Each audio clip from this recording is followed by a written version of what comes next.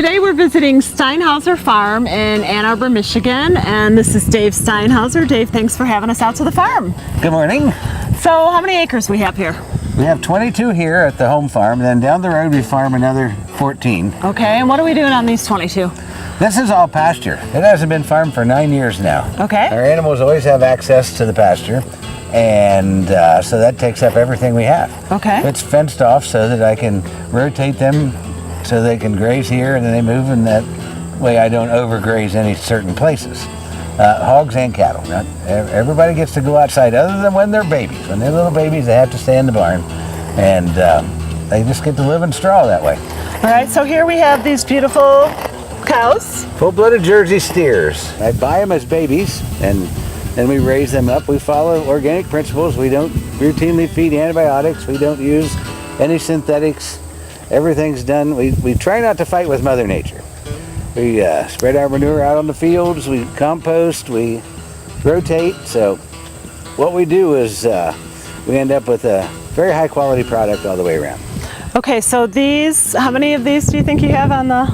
We have a total of 40 head. There's 19 of these younger cattle. And then there's bigger cattle that are in the pasture up front. Okay. And then we got babies down at the barn. Okay. And then, okay, so that's just the cows. Okay, now pigs. Let's talk pigs. How many pigs do you think you have? I have 7 head of breeding stock sows. Some just had pigs. 3 more are going to have pigs in the next 2 weeks. We keep a boar. And then there's another one down the road. I rotate them around so I have hogs year round. Again, they go out in the pasture. Their fields are in the back. They're fenced off differently, but we replant every year. They always have access so that you end up with happy animals when they can go and run back to the woods, and they get to eat acorns or leaves or just the pasture they have. So let's talk about your practices, your farming practices here, and how that's important in the customer's view. Well, what it is, we don't use any synthetics, whether it be fertilizer or chemicals on weed killers, so there cannot be any residues. It doesn't matter whether you buy my garlic or whether you're buying any of our meat products, because they're not used, and it's not been used for 19 years. It's very, very clean. For example, we have a lot of toads this year. That tells you how vibrant and healthy the farm is. The amphibians directly reflect whether or not there are contaminants in the soil. So when you get your meat, you're not going to have extra chemicals or anything. And do you do hormones at all? No. Okay, so no hormones. Do you do antibiotics? No. Okay, so no antibiotics, no hormones, and there's no pesticides or anything out here. So you're getting a really clean product. Yes. Plus, our farm's up on the hill and it flows away, so the water can't bring anything in. Everything flows away from us. So that really helps in keeping any contaminants from other areas that come in. So we're lucky in that. It really is good. I raise down at the other farm hay mostly, so I don't bring anything in because I've grown everything that the cattle eat basically, other than the grain from the brewery, which is that grain's tested. It doesn't have any stuff in it. It's the whole picture is very. We're not fighting with Mother Nature. We're just very keeping natural. it simple, like back in the 60s. Yes. So the reason why we're here at Steinhauser Farms, why we're on location, is because we want to get to know the farmer and their practices. So I appreciate you sharing those with us, and people will know the type of clean meat they're getting and the great quality product they're getting. Mm-hmm. And speaking of food, should we head over to their feeding area? Okay. All right.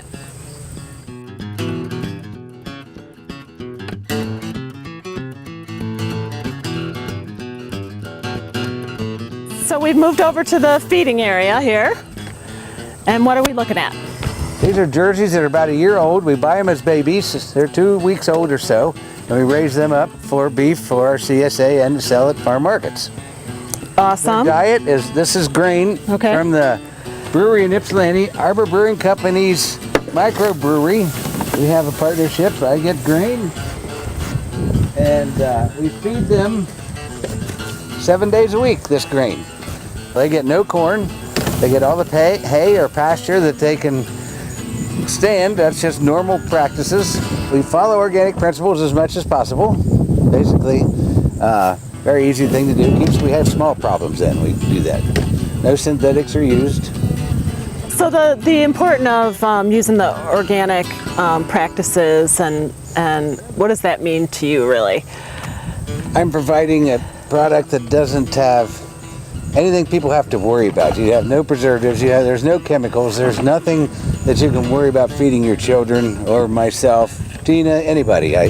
What I raise is what everybody should eat. And we're always talking about know your food, know your farmer. So the best way really for them to come out to the farm and tour it or whatever, is that the best way really to get to know the farm?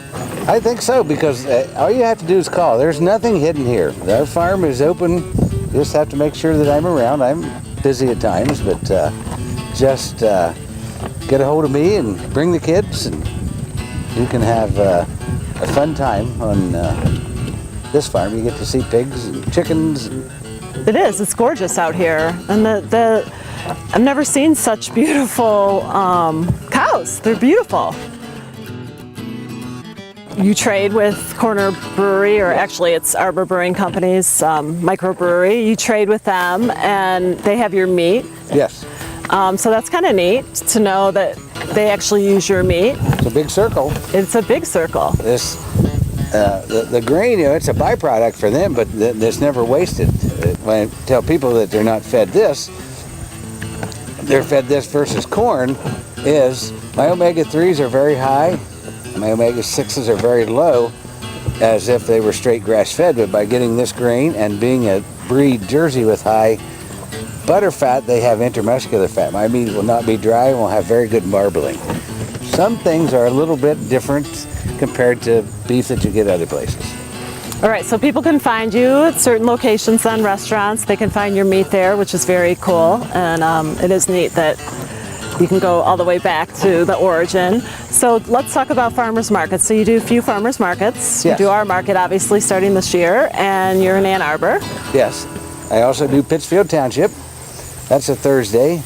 So I stay pretty busy from Thursday on. I have Friday off, but it's not Friday really off? Canton's been a very pleasant surprise for me this year. It's an established market, but it's just a steady crowd.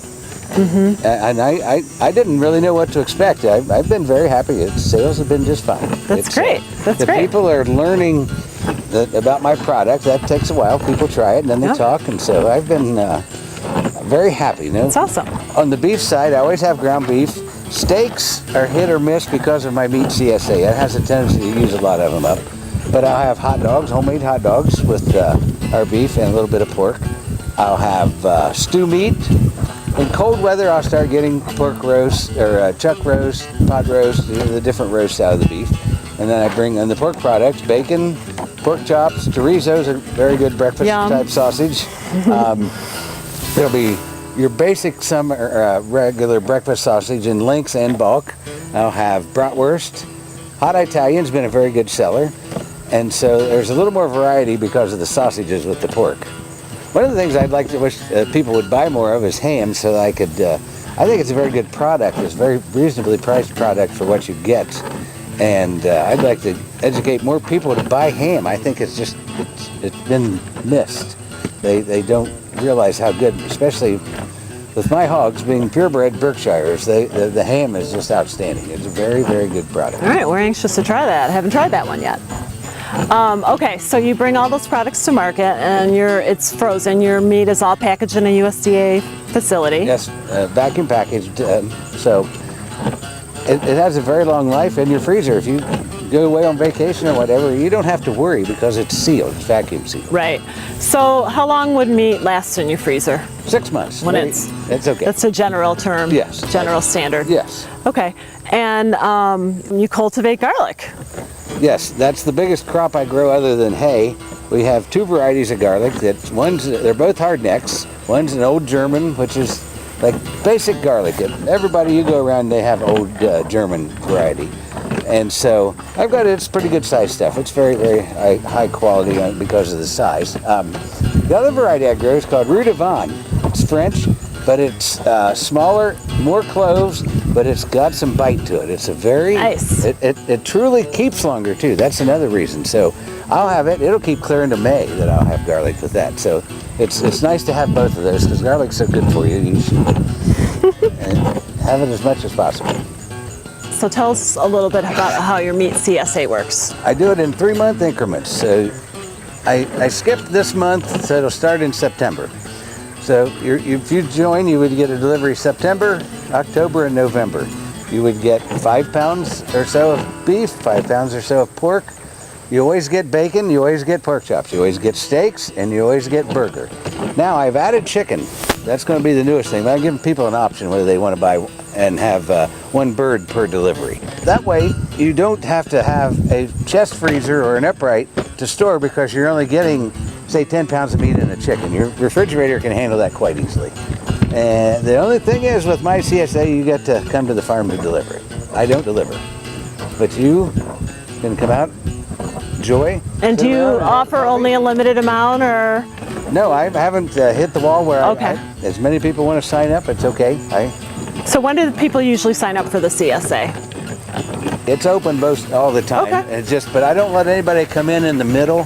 Well, this has been really an educational experience for us, and we just appreciate, you letting us come out and the transparency of, getting to know your farmer. Oh, yes. We're doing it right here live. Okay. Yeah, it's great. So thank you so much for having us, and we'll see you out at the market.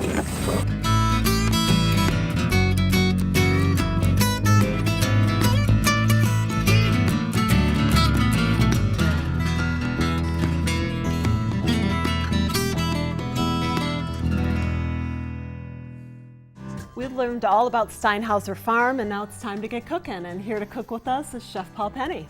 Thanks for joining us. Well, thanks, Tina. How are you? I'm great. I'm ready to dig into this great meat from Steinhauser Farms. It was so great to see how Farmer Dave really takes care of all those beautiful animals and talk about farm to table. So these are Berkshire hogs. Berkshire this meat hogs, is from Berkshire right. hogs. So it's a very rich, meaty. It's a little different than regular pork that you would get at the supermarket because the meat is a little darker and richer. And that's due to their color, The because pigmentation, they're a black pig. Berkshire hogs are black. And it's just a wonderful, wonderful, rich, deep flavor when you come to ham and pork from those pigs. So what we've got here today is we've got 2 items that we're going to work with. This one is a ham that has been cured and smoked. And so we're going to heat that through, and I'm just going to take it out of the bag here now. And look at the beautiful marbling of the meat. There's a nice amount of fat. That's going to give flavor. The smokiness, the sweetness. It's just beautiful. It's just a beautiful cut of meat. Absolutely. And this meat gorgeous. is smoked when you purchase it, so Correct. it's all Everything's totally cured. cooked? Everything's Okay. cooked. All we're going to do is we're going to add a little bit of heat to it. And we're going to add a little flavor with, of course, Michigan apples, Polar Reds, into our stock pot here. So if you can't get hold of pork stock, there are some manufacturers that produce a pork stock. And I'm sure you're not going to go out and just get pork bones and make your own pork stock. But an easy way to do it is a mix of chicken stock and a little bit of beef stock will work. If you can't get the beef stock, or if you don't have the beef stock, even just a little bit of chicken stock will add flavor when you're reheating this. If you want to roast it, you can. And I'd probably do it at 350 degrees for maybe, depending on the size, probably 10 to 15 minutes per pound. Okay. Now, could some people just purchase this and eat it like they wanted to make a sandwich? Correct. You wouldn't have to do a thing. You wouldn't have to do a warm thing. it. Okay. In fact, we're going to cut a little piece of this right now. Okay. This is just gorgeous, gorgeous ham. All right, so we'll just cut a little piece off the side here, and we'll have some of that. I'm going to cut an extra piece for me. So here, let me put this into the pot here. Okay. It's going to be a bit warm there. All right, so this has got a little bit of chicken stock in it. We're just going to put that on the bottom. And also to this, we've got some quartered apples. Michigan apples? Beautiful Michigan Polar Reds. Just going to take a pinch of pepper and maybe a couple of sprigs of fresh parsley.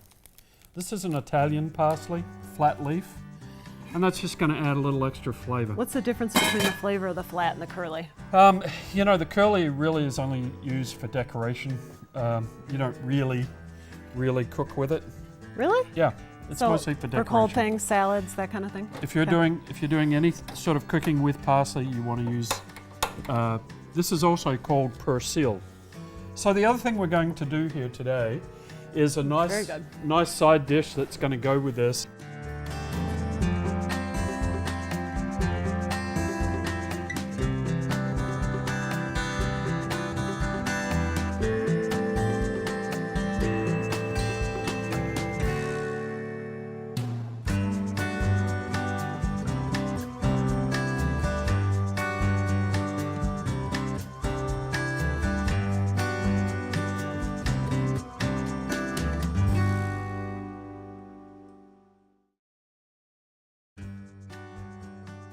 What we've done is we've taken some regular potatoes. We've taken some regular potatoes, cut them up, and we've put in some kohlrabi and a little garlic. And we're going to do a mash of those. These have been boiling here for a little bit. So this wouldn't take long to... No, it's like a potato. Okay. When you are, it's like a potato when you are mashing it. Okay. So we're just going to take this off the pot, off the heat here.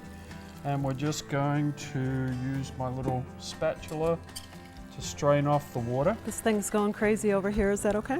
Yep, you can turn that off if you like. Just turn the knob other way. Other way, there we go. Okay, and we'll let that just steam. Okay, so we want to leave just a little bit of water left in the bottom. And why would you do that? Just to help to let it steam. It? Okay. Yeah, keep it moist. Okay. And then we're going to add some butter. Remember the garlic, we put some garlic, kohlrabi and potatoes. We're going to put some unsalted butter in there. And we should note that this is also Dave's garlic and that he cultivates garlic on his farm as well. Yeah. So he's got the cattle, the Jersey Pigs. cows, the Berkshire hogs, and he also cultivates garlic on the farm. Yeah, you know, just such a great man to go visit and talk to. You know, we know everything about our doctors and our dentists, but we don't know enough about our farmers, and they're the ones that provide all the food to us. So it was you really, just don't really learn much at the grocery store. So. No, and it was we really encourage you to visit the farm and hope that you will take the time to get to talk to your farmer and visit the farm. Yeah, and also too, you know, come to the farmers market, because most of the farmers that we have there are the growers as well. And they will tell you what their beliefs are about fertilizing crops, what their beliefs are about pesticides if they use them. A lot of our farmers don't use pesticides, but they're not also classified as organic. Right, it's so expensive to become organic these days, so it's great that they can use those principles, and if you talk to them you would find that out, but otherwise, you know, you really wouldn't know. Yep, so I'm just going to put this off to the side and just put a lid on it. And we're just going to let them continue to steam, okay? So they'll continue to cook off the heat because they've got a little water in there in the bottom. Right.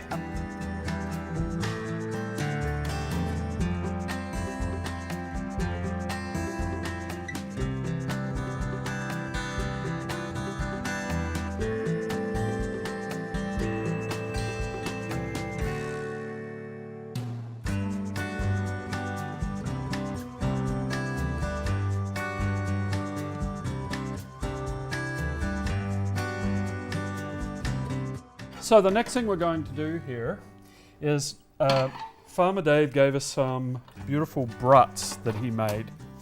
And these are with skin, but they're not tied up like regular bruts. You can grill them, you can split them and do whatever you like. But here's one thing I like to do with my bruts is I like to take a bottle of my favorite brew and put that into a small pan like this, a fry pan or a saute pan. And we're gonna poach the brats in that ale. All right. All right, and that way it's a little different than just putting them onto a grill. But look, the meat on that is just gorgeous. There's the right amount of fat. You need fat in brats. You need that to help give flavor, but also to make it juicy. Okay, so a little bit of salt and pepper into our ale. Special Chef Paul measuring, of course. Yes, measure carefully. And we're just going to place these right into the beer. Into the beer. All right, and these are just going to poach. Wonderful, wonderful. So what's the difference between boiling and poaching? Well, we're going to not allow this to boil. So just basically you want it come up to a about simmer. 170 degrees. Okay. Yeah. Boiling obviously is 212. We want this to be a nice gentle simmer. Okay. So while that's going, we're going to go to the next little recipe that we're going to put together here. Again, I'm going to do something with the kohlrabi, and we're going to make a coleslaw.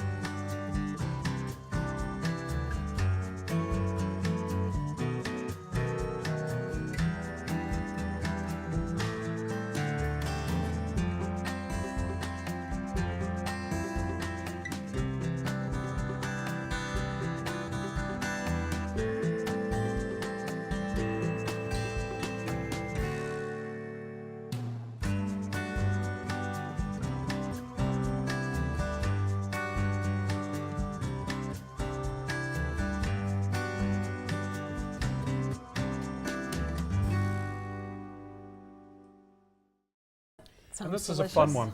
This is just a really, really fun one with the kohlrabi. So you're going to have the kohlrabi, the apples, Yep, kohlrabi, Michigan apples, some carrots in there. and carrots. Okay. So let's just start off with, this is about 2 cups of grated carrot. Okay, we're just going to put that into the bowl. First, we have a little bit of onion. Now, personally, I like onion in my coleslaw. If you don't like onion, don't put it in. But we're going to do it a fine. Oh, let's just turn this down just a little.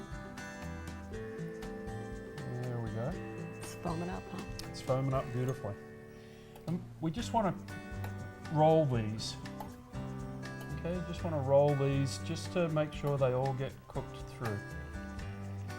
Right, these actually won't take all that long to cook. Now, if you don't like the beer that you're poaching in, Okay. chances are it's not going to taste that good when you cook in it. It's kind of like wine, right? So Yeah. don't use a beer that you don't like just because it's sitting there to poach these.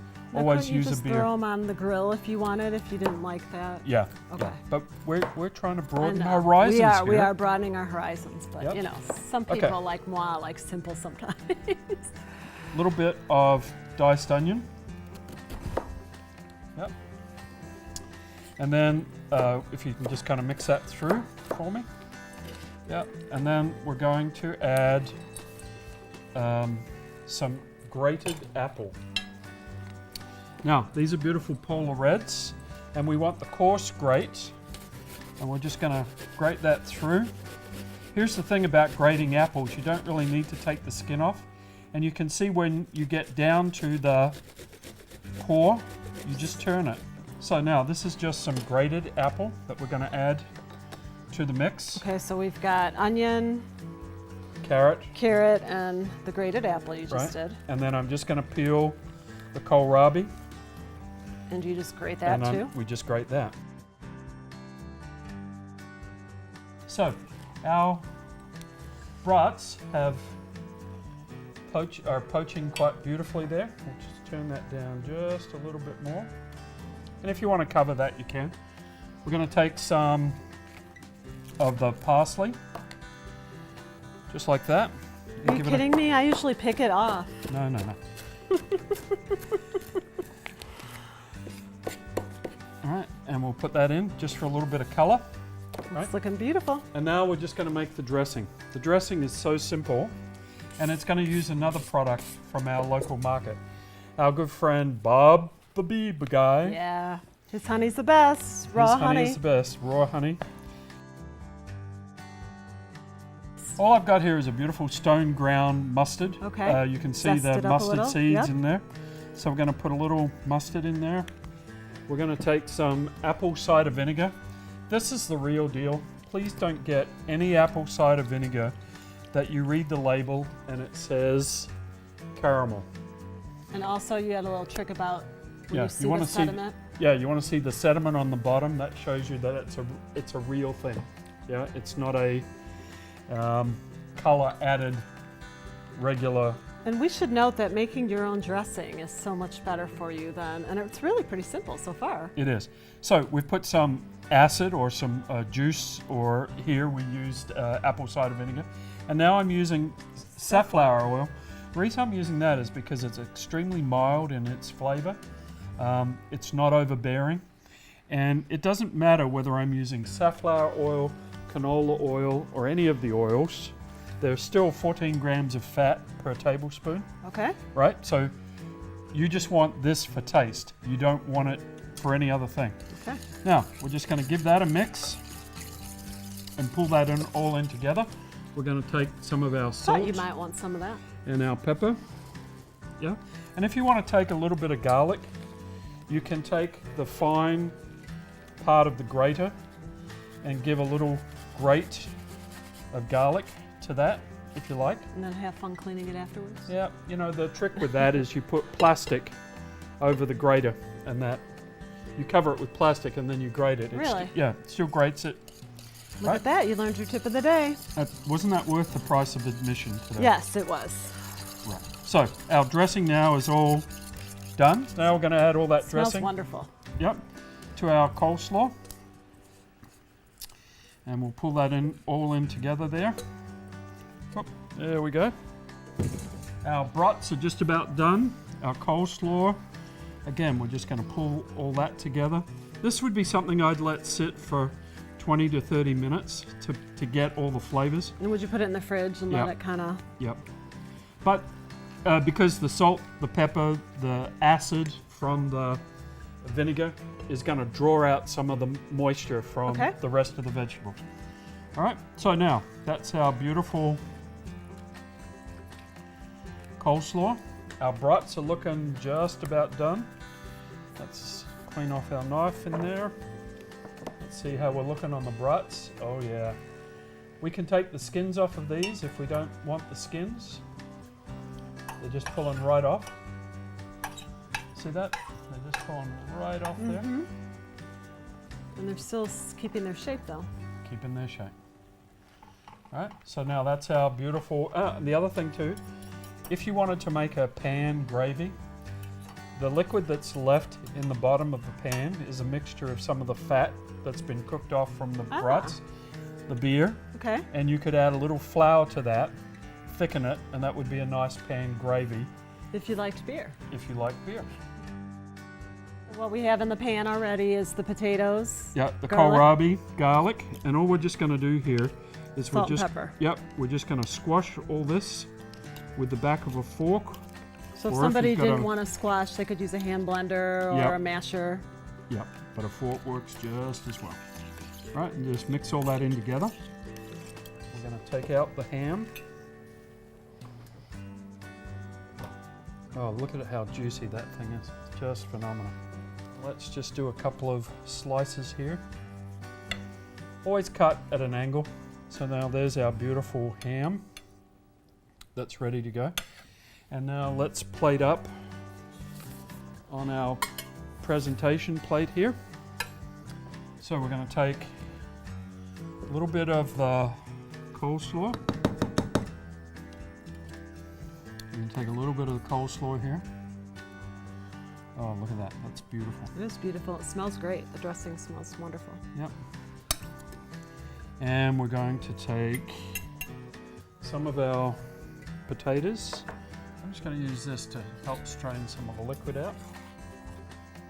This is the mashed or smashed garlic potato and kohlrabi. You're making me hungry now. It's the best part of this. Yeah, this is the whole best deal. part, isn't it? Yeah. Yep. And now we're just going to finish that off with a couple of slices, or a nice big slice of that ham. And remember, always finish off with a little bit of colour, just there on the plate. Looks beautiful. And that's our beautiful plate of the ham, the potatoes, and the coleslaw. And if we wanted to add one other piece to it here, we can take one of these beautiful brats that we've cooked up, take the rest of the skin off it, and we can serve that as another part of our beautiful pork plate for today.